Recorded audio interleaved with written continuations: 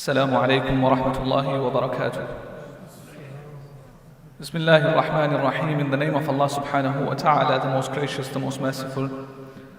Alhamdulillah, all praise is due to Allah subhanahu wa ta'ala. Wassalatu wassalamu ala Rasulillah. And we send complete blessings and salutations upon our beloved Prophet Muhammad sallallahu alayhi wasallam. And we send blessings upon his household and his companions.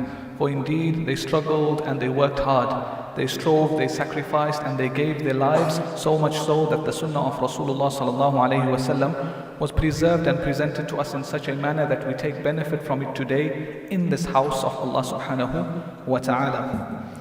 My respected elders, brothers, mothers and sisters in Islam, inshallah today I would like to speak about something that is very important to the whole community, to the whole Islamic community, and that is the rights of the wife. So when we speak about the rights of the wife, we automatically think of the husband.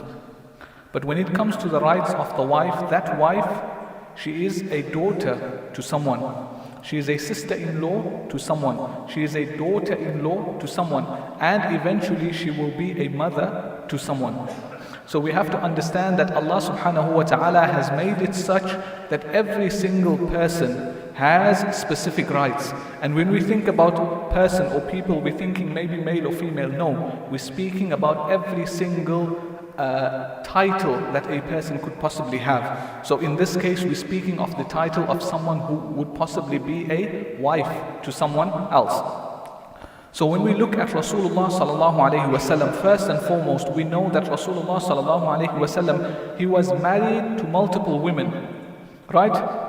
He was married to multiple women, and at the same time, he also divorced or was divorced from multiple women. So we have to understand that everything that Rasulullah sallallahu alayhi wasallam did, it was divine revelation from Allah subhanahu wa ta'ala. So the purpose of Rasulullah sallallahu alayhi wasallam getting married and the way he treated his wife, the reason behind it was so that we can learn about the rights of the women in Islam, and we can learn about the responsibility that you hold as a husband, as a son, as a male in Islam. So Rasulullah sallallahu alayhi wasallam, in the same way he married, so that we can learn from him, in the same way there were times when he divorced, so that we can understand the processes of how, if a marriage is not successful or if a marriage is not working because of whatever compatibility issues there might be, then there is an out. There is a way for a man and a wife, or a husband and a wife, to separate so that they can continue their life and they're not stuck in something that might be seen as unsuccessful or something that will bring about unhappiness for both the man and the woman.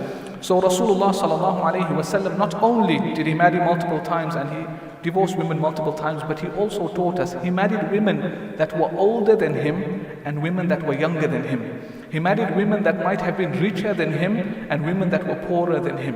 And he married women that were from different castes. So we have to understand that in Islam we do not discriminate when it comes to someone's creed, when it comes to someone's color, when it comes to someone's title, or when it comes to maybe their social standing or the wealth that they have. If it is meant for someone to marry someone, then we should do everything that we can to ensure that it happens correctly in a manner that will bring about the pleasure of Allah subhanahu wa ta'ala. So before we begin with the rights of a wife, we have to understand the rights of a woman, a daughter. As a parent, a mother and a father, when you're looking to get your son married, you are marrying them as they are. You do not marry your son off to a woman thinking that she will make him better, she will change him. That is not her responsibility. She is not the one who is meant to make sure he prays all his salah on time. If your son does not read salah right now, you cannot expect that, when he gets married, his wife will sort him out. That's not her responsibility. She does not have to be relied on for everything or every bad issue that might be in him. So when you marry someone, something very important is you marry the person for who they are. You marry them for who they are, not for who they will become or who you think you will change them into becoming. So if you marry someone who does not dress the way you want them to dress, you shouldn't marry them, because you cannot marry them on the hope that they will change. Maybe they won't change. What will you do after that? You marry someone who does not perform salah. Are you happy with that situation? Are you happy with that circumstance? If yes, go ahead. If no, and you would want someone who is going to perform the salah regularly, then you need to find someone else. Or you need to ensure that they change before you get married. Because the reason why most marriages fail, or the reason why people are stuck in unhappy marriages, is because they have certain expectations before they get married, and they expected their spouse to change in a certain way. You expected them to be like this, or to do this, or to dress like this, or to have this. And when they got married, and suddenly there's a shock. Oh my God, they turned out to be who they were. You married them for who they were, not for who they were going to become. So you have to understand, when you marry someone, you're marrying them for who they are. And if they change after they get married for the better, alhamdulillah, all praise is due to Allah subhanahu wa ta'ala. And if they don't change, you know your reasons for marrying this person. And if you're happy, then you're happy. So you have to understand that before you marry someone, before you decide to take this big step, and you decide to commit your life with someone else, I say life, but there is an opportunity to divorce. But when you do commit to someone for life, you have to understand and you have to be crystal clear of everything. That's why it is very important for you to ensure that you have asked all the important things that matter. All the major important things that matter. You don't need to ask them what's their favorite color, what's their favorite dish. Those things can change as time goes. But important things, do you want to have children? How many children do you want to have? Do you perform your salah? Do you want to live in your own place, or are you happy to live with my parents? Are you happy to live in a flat? Are you happy to live in certain accommodation? Are you happy that after marriage you won't be able to work, or I would like for you to work? Whatever it might be, these things need to be made clear. So after the marriage has completed, after nikah has been done, then there's no shocks or there's no issues where you come and say that my wife is not listening to me. If you were clear, then there won't be any issues. And yes, when you get married, there will be issues and there'll be clashes. But that is where you learn from the Quran and the Sunnah of Rasulullah sallallahu alaihi wasallam. So inshallah, when we think about the rights of the wife, first and foremost for both the husband and the wife is to ensure that you both have good Islamic character. When you have good Islamic character, that will take away most, if not all, of your issues and clashes. Why? Because you will understand that you are a team. When you have an issue, when you have an argument, when you have a clash, it's not about winning the argument. It's not about who's right. It's about what's the problem and what can we do to fix it. Right? So you don't think that I need to make sure I'm right in this conversation, or I need to make sure that I'm right and she's wrong. Your point is to make sure you come to a conclusion for whatever issue you have, and not to find out who's right and who's wrong. So first and foremost, you have good character, good Islamic character. This goes for both the husband and the wife. Although we are speaking about the rights of the wives, one thing that is very important is good Islamic character for both spouses, husband and wife. Moving on, it is very important for you to treat your wife in a correct manner, in a good manner, and to ensure that you treat her according to the teachings of Allah subhanahu wa ta'ala and the teachings of Rasulullah sallallahu alayhi wa sallam. So that means that when your wife is in need of something, you try and help her in any way that you can. That does not mean that if you have a wife, she's responsible for everything at home. No, you have your agreement and you have the way you would like to go about certain affairs. So you help them out. Even if it's not your turn to do something, there's nothing wrong in helping out sometimes, as long as you communicate clearly. Moving on, you ensure that you try and teach her the matters or the affairs of Islam. This goes both ways. You sit down together and you try and you improve yourself as a Muslim. So you try and educate both yourselves when it comes to the affairs of Islam. You try and ensure that what are both of you doing to ensure that you understand the Quran, or that you can recite the Quran correctly. Are you well versed in the affairs of when it comes to what is haram, what is halal? And in the same time, you can sit together and read about the rights of the husband and the rights of the wife, or how to have a successful marriage in Islam. MashaAllah, there's many books out there. How many of us have actually gone out and read the books or made an effort to see what we can do to improve our relationship with our spouses? So we have to try our best. You might think that I'm a very good husband or I'm a very good wife, but you have to understand that there is always room for improvement. No one is perfect, and Allah subhanahu wa ta'ala created us as humans knowing that we have many mistakes in us, as in we have and we will commit many sins. But the reason we were created is so that we can turn to Allah subhanahu wa ta'ala, we can worship Him the way He was meant to be worshipped, and we can ask Him for forgiveness for all our shortcomings. And one of the ways of worshipping Allah subhanahu wa ta'ala is by being good to our family. Rasulullah sallallahu alayhi wa sallam says, the best of you are those who are best to their families. And then he continues saying that, and I am the best to my family. When he refers to family, he is meaning the wife. You have to understand, when you get married, you yourself are now a family with your wife. Before you got married, you had your mother and your father and you had your siblings. That was your family. When you got married, you and your wife are a family now. And when you have children, that family will expand. So your priority lies with your wife.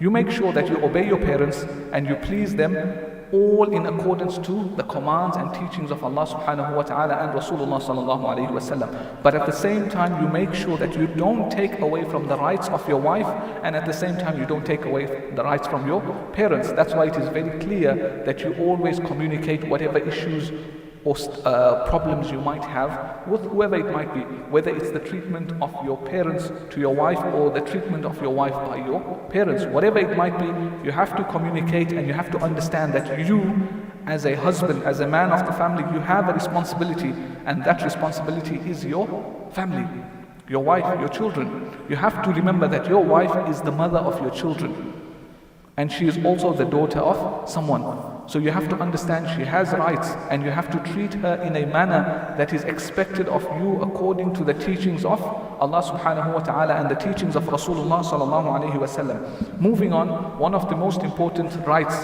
that a wife has over the husband is that when your wife might make a small mistake, whether it's once, twice, multiple times, it is a good habit for you to turn a blind eye towards that mistake, as long as it's not something that goes against the teachings of Allah subhanahu wa ta'ala. There is no harm in you turning a blind eye. So for example, if the food is not as good as you expected it to be, enjoy it. Meaning you might not enjoy it, but there's no need for you to maybe take out and be nitty-gritty of every single thing, to be like there's 1 milligram of salt extra, or the food is a bit too spicy today, or you get ready for work and you realize that maybe there's a mark on your clothes or something. That's fine, you can let it go. If it's a constant issue, then maybe you can bring it up in a loving manner to say, I realize that maybe the washing machine is not doing the job properly. Or maybe, the spoon's a bit, when it comes to the measurement of spices. You have to do it in a manner that is respectful, and in a manner that when you correct them, they want to make that change for you. So when you correct them, you have to do it in a manner where they look forward to making that change. Not when you correct them, then when they're doing it, they put more. So they remember and they say, I'll put an extra spoon, or I'll make a bit of a mark on the clothes. Why? Because you do it in a manner that is correct. They will be happy to make that change for you. And moving on, one of the other rights that a woman has is that you ensure you sit with her and you talk to her and you listen to her.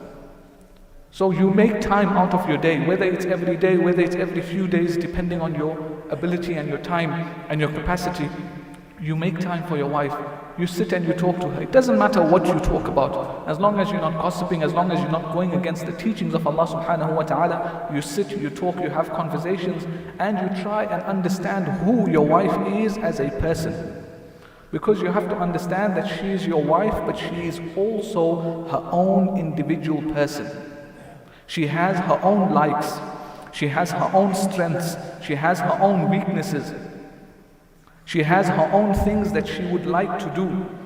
Maybe there's things that she's wanted to do from a young age, but she's sacrificed them, she's given them up because of you, because of the children. So you have to understand, if you sit and you talk to your wife, she'll tell you that maybe I want to study, maybe I want to memorize the Quran. These are things that maybe they have these hopes, they have these aspirations that when I get older, I want to get closer to Allah subhanahu wa ta'ala. But they have no opportunity to do that because they're constantly looking after children, for example. Why? Because you as a husband or as a father are not helping out when you're supposed to.